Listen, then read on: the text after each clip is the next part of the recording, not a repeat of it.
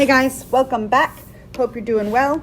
Yesterday we talked about solving differential equations like this. And today we're still going to solve differential equations, but they're going to be x's and y's mixed together. And when that happens, we call it separation of variables. So let's review one from yesterday. Okay, yesterday's lesson, remember, there was no new math so much as learning the terminology. So again, this is a differential equation right now because it has a derivative in it. Okay? When we solve it, the solution to a differential equation is an equation, just one without a derivative in it. So to solve this, we integrate both sides.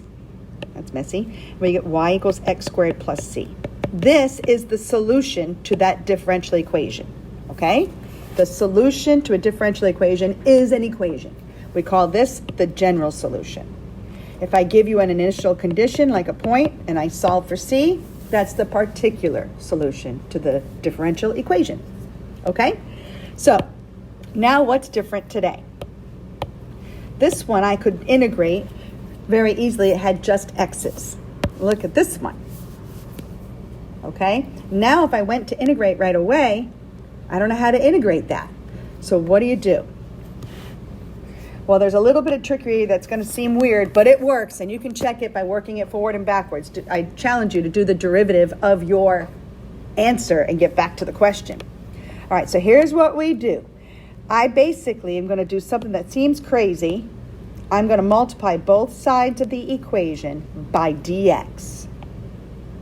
What? Why? How can you do that? Now these dx's cancel. Yup. Huh. All right. Well, that means on the right side, I want only x's to go with my dx, which means I'm going to get rid of that y squared. When you separate variables, the way to get rid of the variable, the only way you're allowed to move things is by multiplying and dividing, okay? So I need to divide by y squared on both sides, or multiply by 1 over y squared. So when you rewrite this, and you can do all of that kind of in your head, when you rewrite it, you're going to have 1 over y squared dy is equal to 2x dx. The y squared's canceled, and the dx is canceled. So before I go on, make sure you understand how I got from the original problem to this. Okay? So we separate the variables, which means multiply by the dx on both sides. And now you want to make sure you have only x's on the right side and y's on the left side. Now this is crazy, but now I get to integrate both sides. I can integrate the right side with respect to the x, and I can integrate the left side with respect to y. So I always do the right side first. On the right side, we're going to do a power rule. Add 1 and divide by the result, and you get x squared plus c. Don't forget that plus c. On the left side, I'm going to rewrite that as y to the negative 2. Integrate it. We add 1 and divide by the result. You'd get negative y to the negative 1, or y to the negative 1 divided by negative 1. Okay? All right, now, why didn't I write plus c again? I integrated. Well, this is a little bit weird, but you only write the plus c on the right side. And here's why. C represents a constant that I don't know what it is. And this is another constant that I don't know what it is. If I take those two constants and I try to combine them by subtracting or whatever, I still have a constant that I don't know what it is. So to write it on both sides is redundant. And that's why we only put the plus c on the right side. Okay? There's some other things we do funky with the c also. All right, now I'm going to get the y by itself. I'm going to rewrite the negative exponent as a positive, and I'm going to multiply everything by negative 1. So I'm going to rewrite this as a fraction, and I'm going to multiply everything by negative 1, which makes this a positive. It'll make this guy a negative, and even though negative 1 times c would be negative c, we still write plus c for the same reason that I already explained. If this is a constant that I don't know what it is, then if I multiply it by 5, it's still a constant that I don't know what it is. Okay? So when you multiply or divide or whatever to the c, we just call it c. Okay, now I need to get y by itself. So just in case you don't remember how to do this math, okay, you're basically going to visualize this as one big fraction and cross multiply. 1 times 1 has to equal y times all of that stuff. So y times bunch of junk has to equal 1 times 1. My goal is to get y by itself. And there it is. All done. Okay? So notice from over here, you could have flipped the entire fraction, but you can't flip individual terms. That doesn't work. Okay? All right, so that's it. That's the main idea today. You're going to separate the variables, and you can only use multiplication or division to do that. Move all your x's to the right and your y's to the left. Okay? And then get y by itself.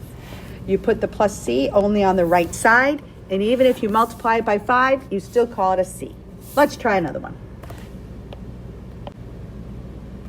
Okay, if you think you understood the last problem, excuse me, then give this one a shot. Okay, separate the variables. Hit pause if you want to. If not, keep following along with me. So I'm going to multiply both sides by dx. Okay. And I have to move the y to the other side with the dy, so I also multiply both sides by y. In the end, you have y dy is equal to x dx. Okay? Again, make sure you understood that step right there. Now, since we separated the variables, we can integrate both sides. On the right side, I always do the right side first so that I can try to remember that plus c. On the right side, I have x squared over 2 plus c. On the left side, I have y squared over 2. Okay? Now we need to get y by itself, so I'm going to multiply everything by 2. Times 2, times 2, times 2. Okay, so you get y squared equals x squared plus, what is 2 times c? We still call it a c. Get y by itself, and y equals, we're going to take the square root of both sides. So when you square root both sides, what do you have to remember? Plus or minus the square root of x squared plus c. Okay, and that's it. You're done. So that is the general solution. Now you have to remember a plus or minus when you have a square root. All right, now if that's the way the problem was written, you would be done right now. Now let me change it. What if I gave you the initial condition that this has to go through the point 0, -2? Well, in order for it to go through 0, -2, one single point, there's no way I'm going to have a plus or minus anymore. So here's what I'm getting at. When it's a general solution, you have to have the plus minus here. But when it's the particular solution, now you have to figure out whether it's the plus or the minus. Now think of it. When you think about it, when you plug in 0, you're supposed to get -2. When I plug in 0, I have to get a -2. What do you think? Am I going to have a plus or a minus there? Hopefully you can see that you're going to need the negative. All right, so let me show you how to do this. Let's change the problem a little bit. Okay, we're going to rewrite it so that you actually have the initial condition. Okay, I'm going to plug in 0, -2 and solve for c. Again, we were finished with that problem if they had said just solve the differential equation without the initial condition. But once they give us this point, now we have to solve for c. So I'm going to let y equal -2 and x equals 0. But hopefully you can see that you're really going to need the negative here, not the plus or minus. But let's say you didn't think of it yet, but you really should have. If I square both sides, it goes away. I'm going to square both sides. That will turn this into a 4. Square this, it'll be a positive. So I basically have the square root of c here. And when you square the square root of c, you're going to get c. So I know now that c is 4. I clearly have to put that in up here. But you also have to figure out whether you need the plus or the minus here, okay? So again, when you plug in 0, we're supposed to get out -2. So which value, the plus or the minus, is going to give you that negative that you need? Hopefully you can see that it's the negative you need. Okay, so what's the main idea for that? If it's the general solution and there's a square root involved, you have to have a plus or a minus. If it's the particular solution, because they gave you a point, you have to figure out whether it's the plus or the minus, not both. All right, I continue this video on another video because my phone rang and it messed up my iPad and canceled my video. So this lesson continues on the next video. See you soon.